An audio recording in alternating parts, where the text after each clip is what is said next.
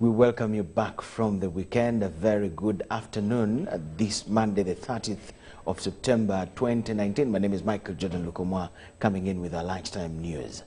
In our first story, government has noted the emergency of using, holding and trading of cryptocurrencies in Uganda despite their decentralized nature. The use of cryptocurrency was again cautioned against today at the media center in Kampala, as Mark Arnold Wadula reports.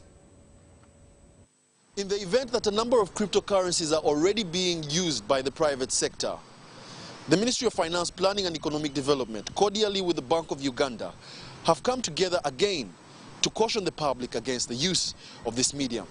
Bitcoin and Ethereum, such cryptocurrencies are not issued or regulated by any government or central bank. Do you see the danger? You as a journalist, you should see the danger in this. So, terrorism, somebody can move money from one corner to another of the world, and by the time you come to realize, somebody is killing you. So the world is losing authority. The leaders are losing authority to guide things. I think cryptocurrency is just one of the many applications of blockchain. It is the best known application, but it is only one of several. Blockchain as a technology, I think, has promise in a number of areas, and those areas have been, I think, articulated very well in other fora. Reporting for UBC, Wadulo Mark Arnold in Kampala. The District Health Officer at Arua, Dr. Paul Bishop, says that prostitution in the West Nile might increase the prevalence of HIV, the prevalence rates of HIV in the sub-region. This was in a meeting with Uganda Coordinating Mechanism Secretariat chaired by Dr. Maggie Chigozi. The tour aimed at assessing how funds allocated to government by Global Fund are being managed. Team from Uganda Country Coordinating Secretariat, chaired by Dr. Maggie Chigozi, has completed a week-long tour of West Nile sub-region. The team that was in the region to assess how Global Fund cash is being managed stumbled on disturbing information regarding girls' lifestyle that might lead them into acquiring HIV/AIDS. The men are not taking responsibility. We as a district have moved ahead to develop our costed implementation plan for family planning, and issues of men taking responsibility, men being men, again, is what is voiced out there. The chairperson, Uganda Country Coordinating Mechanism Secretariat, Dr. Maggie Chigozi, highlighted some of the reasons for their visit. We have come here to see where our money ends up, because we provide the money to what we call principal recipients, the Ministry of Finance, and from them to health, education and local government. We also provide money to civil society organizations through TASO, and then they make sure the money gets to the final consumer. The team visited Arua prison and was informed about their health challenges. Nutrition is bad, especially for TB and ARVs. You cannot take them long term without improving your diet. The team visited health centers in Malacha district and received information on increased malaria and tuberculosis prevalence in the area. But when we interviewed the population, the children and the adults, they told us that if you sleep in this net, you will see a white man or a white woman, commonly called here Mondo. You see Mondo in that net. Or you will see a big snake. So what happens later? The snake bites you dead. But he said, have you, especially for the pupils, did you see any of your classmates buried and now is missing in a class? They said no. But that misconception is still there. Accessing funds at the district level was identified as a challenge. The rate of stigmatization is still high, although the HIV prevalence in the district is low compared to other regions. But there is worry that it could increase because of the many nightclubs, mainly in Yumbe. UNHCR and OPM have already paid bride price for the women in the camp. So you just go there, you're not paying anything. You get one and you start living. Some of our people have shifted their homes to the camps. So socially, people are interacting. Uganda Coordinating Mechanism Secretariat was on a fact-finding mission to assess the usage of funds allocated to different stakeholders in the campaign against tuberculosis, HIV, and malaria. Sudat Kai, UBC News. The civil society has urged government to intensify voter education ahead of the 2021 general elections. Voter education will help curb the discontent on whether a vote cast is valid or not, and as argued by officials from the Citizen Coalition for Electoral Democracy in Uganda. These are some of the ugly scenes at the just concluded Hoima Municipality Woman Member of Parliament by-election.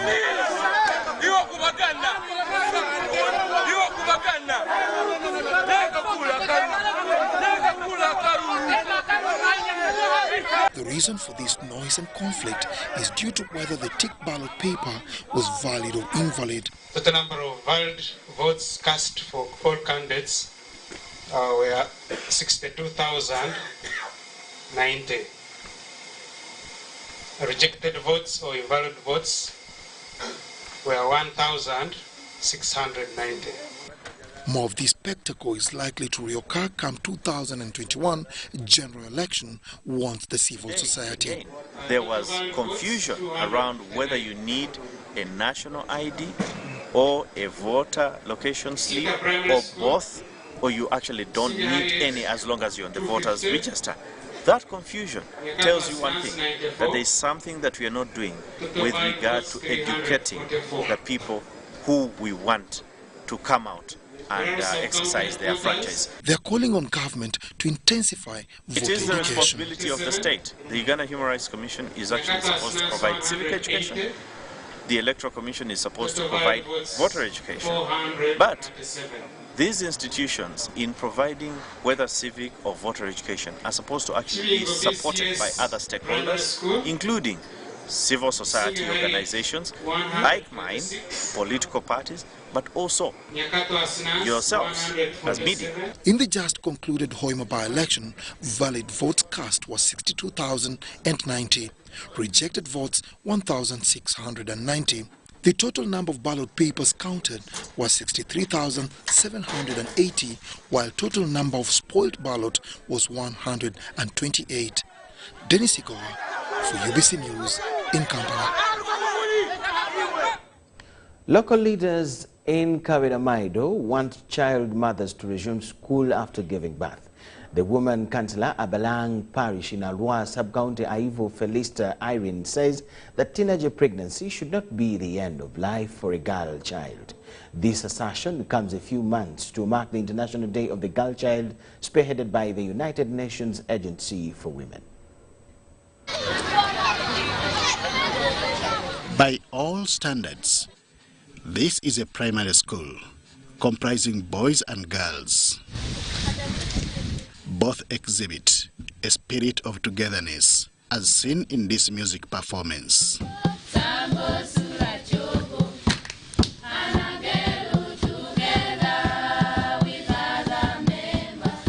Abalang Primary School, as it is known, is found in the northeastern district of Kabiramaido. Welcoming as this school choir may sound.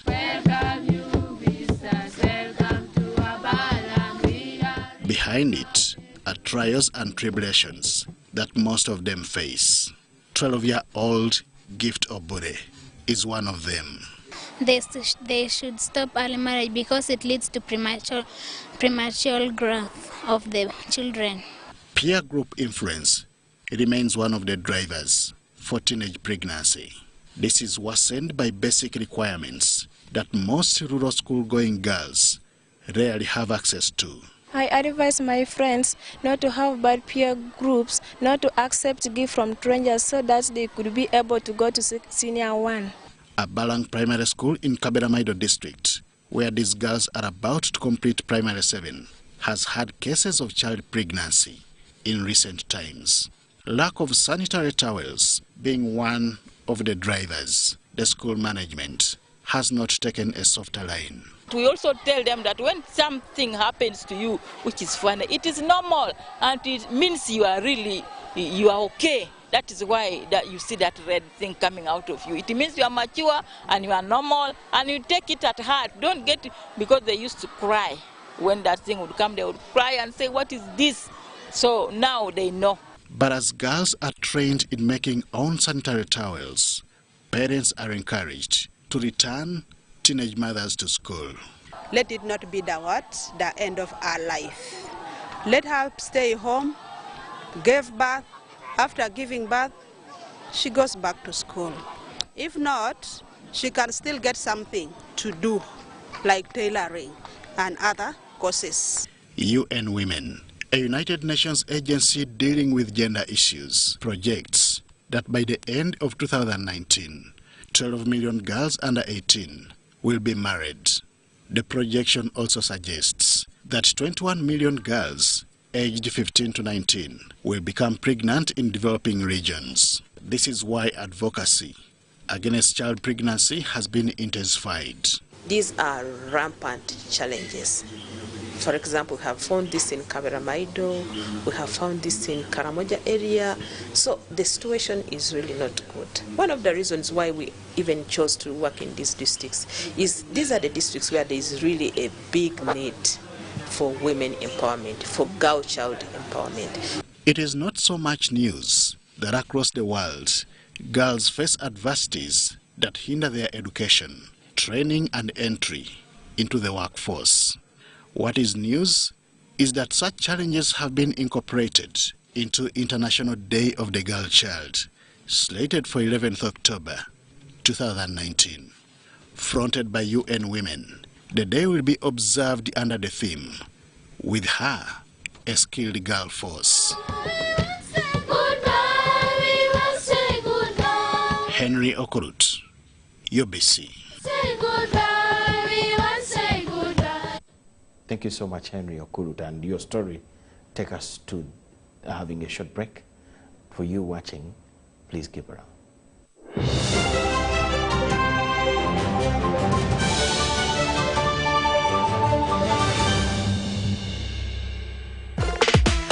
Reward, check target, dial star 162 hash, get 100% on data and bonus. Win instantly with Mega Master Pay. Just recharge and hit your target. Mega Master Pay from Airtel is back, and everyone, we mean everyone, gets a bonus. All you have to do, check your target, recharge, get 100% bonus on data and minutes. Dial star 162 hash today to know your target. Airtel, the smartphone network. Every dream has a challenging journey. Ours began in 1998 with a mission to drive the development of a robust communications sector in Uganda. We created structures to champion the dream.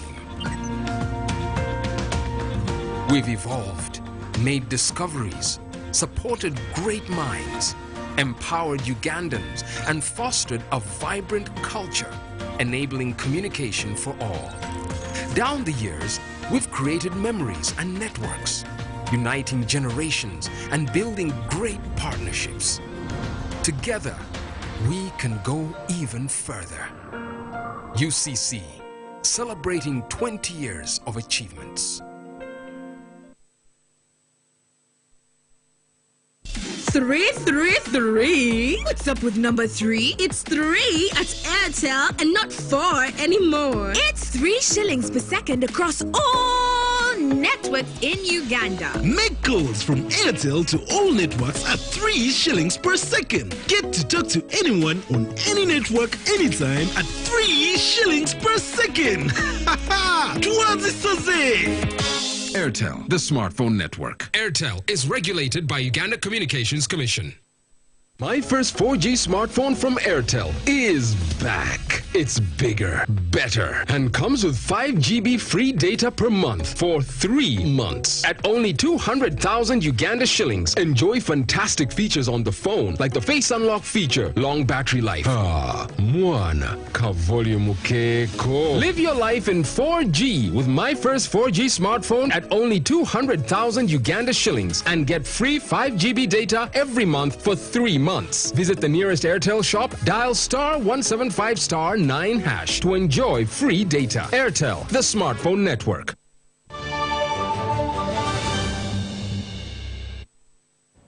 Welcome back from the break, and right away we go to business news. Vivo Energy has committed to support schools in Uganda to improve literacy, better grades, and overall improvement of the school performances.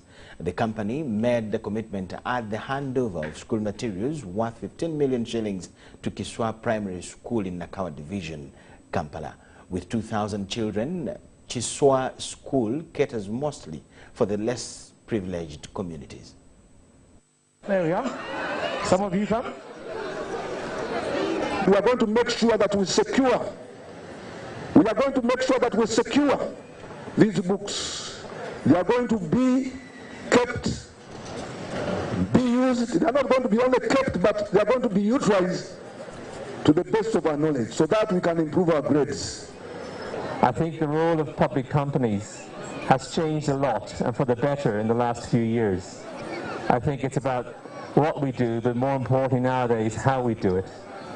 And I think programs like this are fantastic to see, and to see a local company contributing so much to a very worthy cause is fantastic. Just for the information of our guests, we have 79 government-aided schools, and many of them look like this one, and some of them are not yet at this level. So through partners like you, you're improving the environments of our children, you're availing them with textbooks, we are helping them get better sanitation facilities, and at the end of the day, we have over 70,000 children in UPE schools coming to school and not staying at home. We thank you very much for that.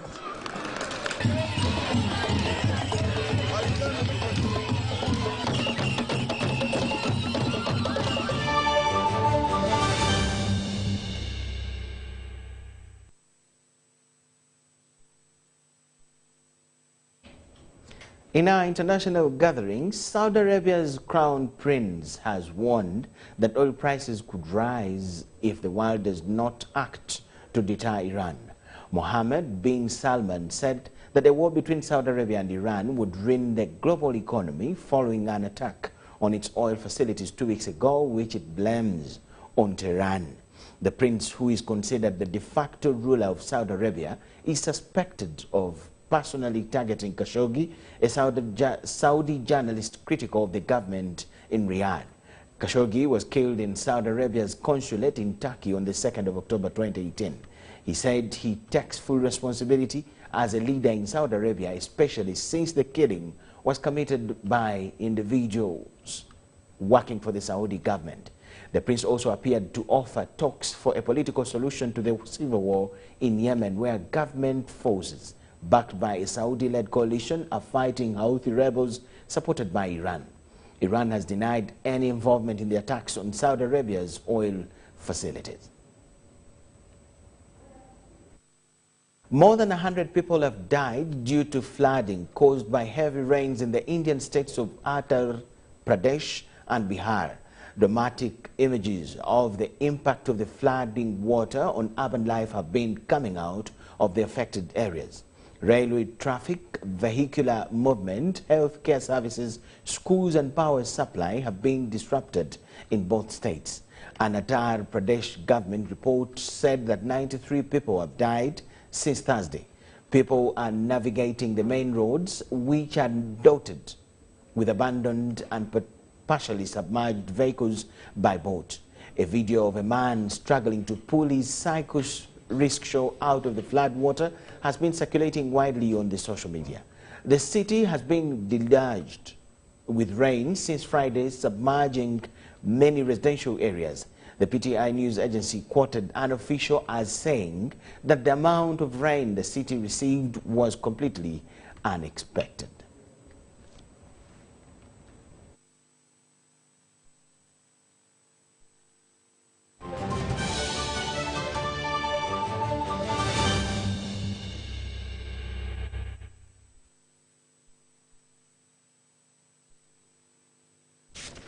Yes, we thank you so much for watching. And we now come in with sport news. The biggest story there, FUFA has appointed Irishman Jonathan McKinstry as the new Cranes head coach. Northern Irishman Jonathan McKinstry, who is a UEFA Pro licensed football manager, has this morning been unveiled by the Federation of Uganda Football Association's senior men football team coach, replacing Frenchman Sebastien Desabre, who left for Egyptian Premier League outfit Pyramids FC. McKinstry, who has been the head coach of Bangladesh Football Premier League team Saif FC, will take immediate charge of the Uganda Cranes Chan team that has a second leg qualifier to negotiate against Burundi at Lugogo this weekend. The Chan team won 3-0 away to Bujumbura under the guidance of local coach Abdallah Mubiru. Born on the 16th of July 1985, McKinstry has previously managed the Rwandan national team, the Sierra Leone national team, and Kano Zalgiris in the Liga. Whilst in charge of Sierra Leone, McKinstry was the youngest international manager in the world at the age of 27. He has coached in several countries: Northern Ireland, England, USA, Ghana, Sierra Leone, Rwanda, and Lithuania. His early career was focused on elite youth development through roles with Newcastle United, New York Red Bulls, the Right to Dream Academy, and the Craig Bellamy Foundation. In 2013, he moved in to senior professional football when he was appointed the manager of Sierra Leone national football team, whom he guided to their highest ever FIFA world ranking position. He has recently been the manager of the Rwandan national football team, guiding them to the final of the 2015 Sekafa Cup and quarterfinals of the 2016 African Nations Championship. In December 2017, McKinstry was shortlisted by the Ugandan FA for their national team manager position, and in April 2018, he was one of the 77 applicants for the vacant Cameroon national team coach job. It was also confirmed by officials of the Football Association of Zambia in June 2018 that McKinstry had made the final two-man shortlist of candidates under considerations to be named head coach of the Zambian national team.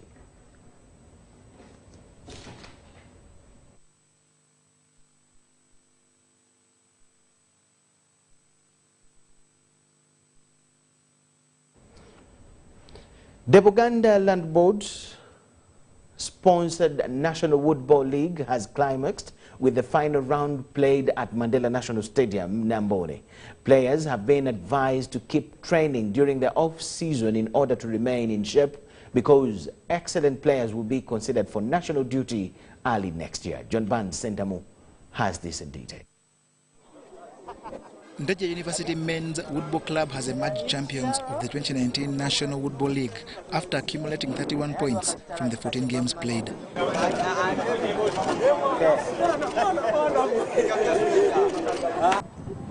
To that feat, Ndaje University had players including Daniel Apita, Charles Sensalo, Robert Motibwa, and William Sebugo to thank. In that men's category that had 8 clubs, Eminence finished second, Makerere University third, Makerere University Business School fourth, and Prowe fifth. The reason why we started this game of woodball was we are looking at the benefit a game like woodball can bring to societies in Uganda. Because woodball caters for majority people. The rest of the sports on the Uganda market, they are discriminative, because if you are a basketballer, then you must be a tall guy and having a big chest. If you are to play football, you must have endurance. And so many other games, they are very discriminative. But football is the sport for all, because whether you are short, whether you are energetic, whether you are big, it will not discriminate, including the anti-sport. This is your sport. So I anticipate that this is the sport that will get majority participants because of its inherent what? Benefits. In the women's category, Claire Katusime, Jacent Nalubega and Rachel Nancha spurred Stroke Woodball Club to the championship. Stroke Woodball Club edged the favourites in Deje to the championship by 1 point during a league season that had numerous challenges. The main aspect has been that payment from the participating teams has not been very well, though up to now when I'm talking now they have cleared, but recently they have been paying in bits. Whereas each and everything that we do on that particular day for the outing, we have some expenditures, of which you cannot explain to service providers that we don't have money. But in case we have managed, and we hope that next year we'll have some more teams. This time we have had 14 teams, and we expect that we'll do our best to get some more 6 or 10 teams more, so that we run the league fully well. Israel Muanguzi of Eminence Woodball Club was the most valuable male player, while a Stroke Woodball Club's Dennis Nanjeru was supreme among the ladies. The most valuable player going in the doubles among the men went to Cosmas Kamyuka and Benson Kanyesije, and to Joyce Nalubega and Elizabeth Nambeguya in the ladies section. John Barnes, Sendam, reporting. And that does it for today's Lunchtime News. Thank you so much for watching. Michael Jordan Lukomwa is my name. Please keep it UBC TV. Bye-bye.